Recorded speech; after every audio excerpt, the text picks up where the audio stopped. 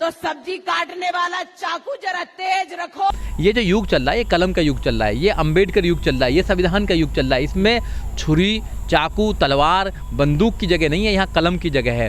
यहाँ कलम से ही लोगों को परिवर्तित किया जा सकता है, यहाँ प्यार से ही लोगों को परिवर्तित किया जा सकता है। बाबा साहब डॉक्टर अंबेडकर ने ना कोई छुरी चलाई, ना चाकू चलाई, ना बंदूक चलाई, और 3000 साल की गुलामी को आपकी कलम से काटने का काम किया। बाबा साहब डॉक्टर अंबेडकर ने इस देश में संविधान बना दिया, और संविधान बनाकर उन लाखों करोड़ों लोगों को अधिकार दे दिया जिनको पढ़ने का अधिकार नहीं था। उन महिलाओं को अधिकार दे दिया कि जो हिंदू धर्म के ग्रंथों में लिखा हुआ है, ढोल गवार शूद्र पशु नारी, ये सब ताड़न के अधिकारी, तो उनको अधिकार दे दिया। तो मैं नौजवानों को आपके चैनल के माध्यम से कहना चाहता हूँ कि ऐसे लोगों की, जो ढोंगी लोग हैं, जो ढोंगी प्रज्ञा है, प्रज्ञा ठाकुर जो ढोंगी है, मैं ढोंगी इसलिए कहता हूँ क्योंकि ढोंग करते हैं। ये जो इन्होंने जो गेरुआ कलर का जो कलर पहन रखा है, जो अपने आप को साध्वी बोलते हैं, ढोंगी साध्वी हैं ये। इनकी बात ना माने, इनकी बात ना मान के अपने बच्चों से कहें कि वो कलम उठाएं, कलम उठाकर अपने भविष्य को बनाने का काम करें और इस देश को आगे बढ़ाने का काम करें, देश को तोड़ने का काम ना करें। देखिए, आपको समझना पड़ेगा, वो पहले भी कई बार वो ऐसे बयान दे चुकी हैं जिससे कि पूरी बीजेपी को, यहाँ तक कि प्रधानमंत्री जी को भी ये कहना पड़ा कि मैं जो साध्वी प्रज्ञा ठाकुर हैं उनको मैं दिल से माफ़ नहीं करूँगा, मन से माफ़ नहीं करूँगा। तो वो एक्चुअली में क्या है कि वो ऐसे बयान देती रहती हैं। वो खुद भी आरोपी हैं, टेररिस्ट की आरोपी हैं। वो मालेगांव जो धमाका हुआ था उसमें 2008 में, वो खुद भी वो आरोपी रही हैं। तो जो जैसा रहेगा वो ऐसे ही वो लोगों को सलाह देगा। तो ये लोग हैं, जो बीजेपी के लोग हैं, वो देश को तोड़ना चाहते हैं, वो हिंदू मुसलमान करके अपनी राजनीति को चमकाना चाहते हैं। लोगों को समझना चाहिए, देश के लोगों को समझना चाहिए कि ऐसे जो नेता हैं, पहले तो ये नेता बनने लायक नहीं थे, पर पार्टी में ऐसे लोगों को जगह कैसे मिली, ये सोचने वाली बात है।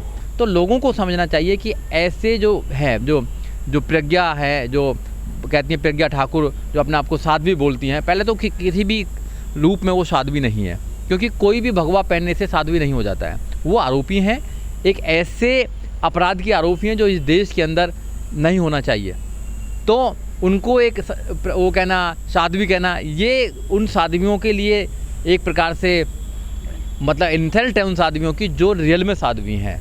और दूसरी बात यह, वो ठाकुर जो लगाती हैं वो ओबीसी समाज से हैं, ओबीसी कुशवाहा समाज से हैं। तो उनको समझना चाहिए कि ओबीसी के अधिकारों को सरकार मार रही है, उन पे तो कभी नहीं बोलती हैं। अब उत्तर प्रदेश में देखा, ओबीसी की जो रिजर्वेशन सीट थी उसको ख़त्म कर दिया है, मगर वो कभी नहीं बोलेंगी। ओबीसी की जनगणना नहीं हो रही है, वो कभी नहीं बोलेंगी। ओबीसी के लोगों को अधिकारों को मारा जा रहा है, कभी नहीं बोलेंगी। सरकार में ऐसे लोग हिंदुत्व का चेहरा बनना चाहते हैं, उनको पता नहीं है कि हिंदुत्व में तुम्हारी कहीं जगह नहीं है। आप जैसे लोगों को इस्तेमाल किया जाता है, और इस्तेमाल करने के बाद में जो बड़े लोग हैं वो सत्ता पर काबिज होते हैं और वो सत्ता की मलाई मारते हैं और इस देश को वो नफ़रत में फैलाना चाहते हैं, देश को तोड़ना चाहते हैं। तो ऐसे लोगों के बयानों पर क्या कहा जाए, देश के लोगों को समझना चाहिए और देश के लोगों को ऐसे नकारना चाहिए ऐसे लोगों को। बीजेपी कहती है कि हम देश में अमन चैन लेके आना चाहते हैं, हम देश में उन लोगों को प्रमोट करना चाहते हैं, वो देश से प्यार करते हैं। ऐसे जो लोग जो खुद धमाकों, जो खुद टेररिस्ट एक्टिविटीज़ के खुद एक्यूज हैं, ऐसे लोगों को संसद में भेजना और फिर गॉडसे को देशभक्त बताना, ये कहीं ना कहीं बीजेपी का दोहरा चेहरा दिखाती है कि वो करनी और कथनी में अंतर करते हैं। तो जब मोदी जी कहते हैं, मोदी जी के हाथ में सारी ताकत है, तो मोदी जी उनको हटा सकते थे, मोदी जी उनको बोल सकते थे कि भी इनको टिकट ना दिया जाए, पर मोदी जी कहते हैं कि नहीं टिकट तो दिया जाएगा, संसद में जाएंगी, मगर मैं इन्हें मन से माफ़ नहीं करूँगा। तो ऐसे वो दलितों को कहते हैं, दलितों को मत मारो, मारना है तो मुझे मारो। तो मोदी जी जो कहते हैं वो शायद उनके पीछे मोदी जी का हाथ है, मुझे जहाँ तक लगता है। क्योंकि पार्टी जब तक नहीं चाहेगी, जब तक कोई भी व्यक्ति इतना बड़ा कोई स्टेटमेंट नहीं दे सकता है। लेकिन वकील साहब जो साध्वी हैं, ये इन्होंने तो संसद में जो है गॉडसे को जो है देशभक्त बता दिया था। मैं बोल रहा हूँ ना आपको, ये गॉडसे के मानने वाले लोग हैं। ये जो लोग हैं ये नफ़रत के पुजारी हैं, नफ़रत को मानते हैं। नफ़रत इनके दिल में इतनी नफ़रत बनी हुई है कि ये लोग जानवरों में भी बंटवारा करते हैं, रंगों में बंटवारा करते हैं, और ये इंसानों में बंटवारा करते हैं। फूट डालो शासन करो का राज करते हैं, हिंदू मुसलमान का डर दिखाते हैं, हिंदुस्तान पाकिस्तान का डर दिखाते हैं, ये कब्रिस्तान और शमशान का डर दिखाते हैं, और कहते हैं लव जिहाद की बात करते हैं। ये जो लोग हैं, ये रियल में इन लोगों पर नकेल कसनी चाहिए और ऐसे लोगों को जेल में डालना चाहिए, क्योंकि जो ऐसे लोग हैं वो देश में अगर ऐसे स्टेटमेंट देंगे तो उससे जो देश का जो प्यार है, देश की जो मोहब्बत है, जो भाईचारा है, वो टूटने का काम होगा। और जब देश को भाईचारा टूटेगा तो देश रियली में आगे नहीं बढ़ेगा, देश की उन्नति आगे नहीं होगी। देश जो आगे लगातार बढ़ने का काम हो रहा था, अब वो कहीं ना कहीं उस जो आगे जो बढ़ा था उसमें कहीं ना कहीं रुकावट आई है। ये एजुकेशन पे कभी बात नहीं करेंगे, ये रोजगार पे कभी बात नहीं करेंगे, और यहाँ तक कि जिस समाज से ये आती हैं, ओबीसी समाज से आती हैं, ओबीसी के जितने भी अधिकार हैं उन पर बात नहीं करती कभी भी। तो इन लोगों को समझना चाहिए कि ये नकली हिंदुत्व का जो ढोंग करते हैं वो उतारना चाहिए, इनको रियल सच्चाई मानना चाहिए। और जब तक ये सच्चाई में नहीं आएंगे, जब तक ये अपने लोगों की बात नहीं करेंगे, इनकी कोई सुनने वाला नहीं है। क्या उनके कहने से कोई भी आदमी क्या छुरे चाकू पहना कर रखेगा कोई? क्या अब इसी बात के लिए उन्होंने तो कहा नहीं कलम की तैयारी करो। आज महिला, आप देखा होगा देश के अंदर महिला आईएएस के साथ पीसीएस, जज, आजकल देश के बड़े जो पोस्ट हैं, ओहदे हैं, उन पर भी महिलाएं बैठी हुई हैं। देश की राष्ट्रपति भी महिला है, और यहाँ तक कि देश की हर जगह महिलाओं का एक अपना प्रतिनिधित्व है। तो ये बाबा साहब डॉक्टर अम्बेडकर की वजह से हुआ, कलम की वजह से हुआ। लेकिन वकील साहब, हमारे देश में कुछ लव जिहाद के मामले बढ़ गए हैं, चाहे श्रद्धा मर्डर केस हो, चाहे उत्तराखंड का मामला हो, चाहे फिर झारखंड का मामला हो। अगर वो हिंदुओं को सही शिक्षा दे रही हैं तो उसमें बुराई क्या है? वो शिक्षा तो करनी हर आदमी की जरूरत बन जाती है। प्यार होता है, प्यार होता है। कानून प्यार करने की इजाज़त देता है। कानून किसी भी समाज, किसी भी धर्म, किसी भी जाति का व्यक्ति हो, एक दूसरे में शादी करने का परमिशन देता है। ये फंडामेंटल राइट्स भी है कि जो लड़की है, कोई भी लड़की या लड़का अपना पार्टनर चुन सकता है। वो जो अपना पार्टनर चुना है वो फंडामेंटल राइट्स है। कोई भी अपना जीवन साथी चुन सकता है। तो इसमें कोई भी प्रकार की लब जिहाद जैसा कोई चीज़ नहीं है। लब होता है, जिहाद कुछ नहीं होता है। प्यार होता है, मोहब्बत होती है। क्या बीजेपी के नेताओं के घरों में, क्या बीजेपी के जो कुछ मुसलमान नेता हैं उनके घरों में क्या हिंदू नहीं है? क्या शाहरुख खान के घर में हिंदू नहीं है? क्या और जो भी क्या नकवी है, नकवी के घर में क्या है नहीं? ये हुसैन है, उनका नाम जो वहाँ से बिहार से हैं, उनके घर में क्या कोई हिंदू नहीं है? तो बहुत सारे लोगों के घरों में हिंदू हैं, बहुत सारे घर में हिंदू जो है उनके घर में मुसलमान हैं। ये चलता आया है। और आपने देखा होगा अकबर के घर में भी तो थी, अकबर के घर में भी तो कौन थी अकबर घर में?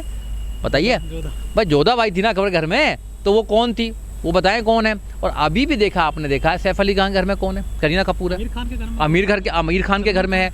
तो सब लोगों के घर में है। सलमान खान के कई भाई हैं, उनके घरों में है। तो ये चलता रहता है। प्यार की मोहब्बत की बात है, आप इसको रोक नहीं सकते हो। प्यार पे आप बताएंगे कौन किससे प्यार करेगा, आप बताओगे कौन क्या खाएगा, आप बताओगे कौन क्या पहनेगा।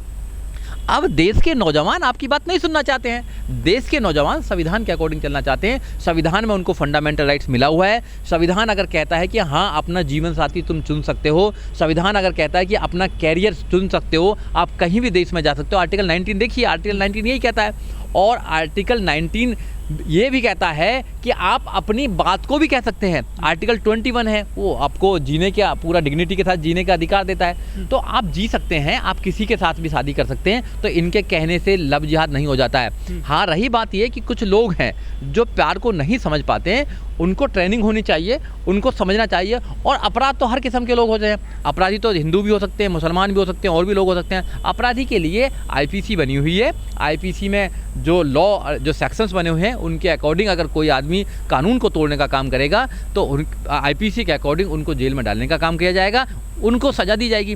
तो कोर्ट इसका बात को करेंगे, ना कि आपके कहने से कि लब जिहाद हो रहा है, बच्चों का ये हो रहा है। सब लोग समझदार हैं, सब अपना जीवन साथी चुन सकते हैं जो अपने जीवन के बारे में जानते हैं। सर, जो आजम खां हैं उनका एक बयान को लेकर के, पुराने बयान को लेकर के कह दिया कि हेट स्पीच में आता है, उनको सज़ा 3 साल की हो जाती है।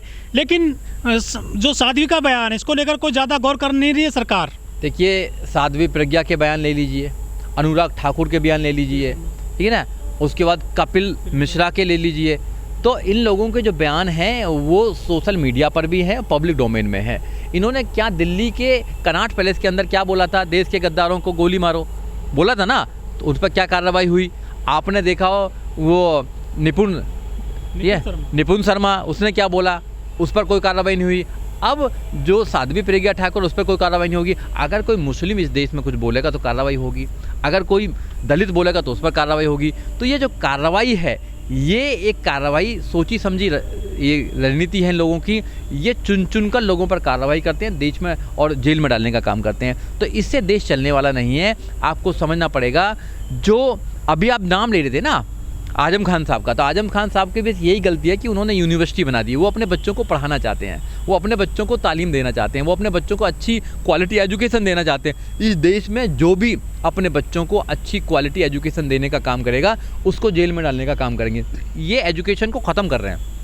एजुकेशन को ख़त्म कर कर ये लोगों को मजदूर और गुलाम बनाना चाहते हैं, ये मजबूर बनाना चाहते हैं। और जो लोग कुछ पढ़ गए हैं, जो लोग पढ़कर आगे निकल रहे हैं, उनको ये रोज़गार नहीं देना चाहते हैं। तो ये केवल पेट तक सीमित रखना चाहते हैं। तो आजम खान को उस बात की सज़ा मिली है कि उन्होंने एक यूनिवर्सिटी बनाई, अपने बच्चों को पढ़ाना चाहते थे। और जो भी व्यक्ति अपने लोगों की आवाज़ उठाने का काम करेगा उसको जेल में डालने का काम करेंगे। देश को तोड़ने का काम कर रहे हैं लोग। अगर इन लोगों पर लगाम नहीं लगी तो देश में जो नफ़रत फैल रही है वो ज़्यादा नफ़रत फैलने का काम होगा। तो ऐसे जो लोग बयान दे रहे हैं उनको सज़ा होनी चाहिए, उन पर कार्रवाई होनी चाहिए। अगर मोदी जी और जो सरकार है अगर कार्रवाई नहीं करती है तो मेरा मानना यह है कि ये लोग भी कहीं ना कहीं इनके साथ मिले हुए हैं और इनकी मिली भगत है। और बिना उनकी मिली भगत के कोई इतना बड़ा स्टेटमेंट नहीं दे सकता। और स्टेटमेंट देने के बाद अगर लीगल कार्रवाई नहीं होती है तो मैं ये समझूंगा कि जो सरकार में बैठे हुए जो लोग हैं, जैसे मोदी जी हैं, अमित शाह हैं, इनका सहारा है, इनका कहीं ना इशारा है इन लोगों को कि आप लोग देश के अंदर नफरत फैलाएं, हिंदू मुसलमान के नाम पर नफरत फैलाएं।